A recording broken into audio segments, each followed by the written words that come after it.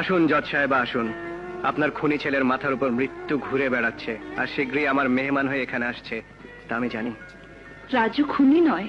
তার শরীরে আপ রক্ত, সেই জন্যে তাকে মিথ্যে খুনের মামলায় জড়ানো হয়েছে। এটা তো একজন দুর্বল মায়ের মনের কথা, আইনের কথা নয়। আইনের সাক্ষী প্রমাণের কাছে মায়ের মন বাধা পড়ে আছে। আপনার হাতে কলম আছে, সিদ্ধান্ত জানাবার অধিকারও আপনার। আপনি ছেলেকে নিরপরাধ প্রমাণ করছেন না কেন?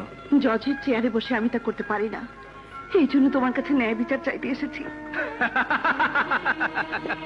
আমি ন্যায় বিচার করব? অবৈধভাবে আদালত চালাবার কথা বলে আপনি আমাকে জেলে পাঠিয়েছিলেন, আর আজ যখন আপনার ছেলের জীবন মরণের প্রশ্ন এসে দাঁড়িয়েছে, তখন আবার আপনি আমার আদালতে বিচার চাইতে এসেছেন। আপনার আইন কি বানের পানিতে ভেসে গেছে জজ সাহেবা? রাজু নির্দোষ, তার সমস্ত প্রমাণ মির্জা খানের কাছে আছে। তুমি যদি তার অপরাধী ভাই জালেম খানকে মারবে না বলে ওয়াদা করে মুক্তি দাও, তাহলে রাজুকে রক্ষা করার সমস্ত প্রমাণ সে আমাকে দেবে। জালিম খান অপরাধী, আর অপরাধীরা কখনো আমার আদালতে মুক্তি পায় না, যেমন আমি আপনার পথ থেকে মুক্তি পাইনি। কিন্তু কিন্তু আমি তো পাপী নই। পাপী নও তুমি?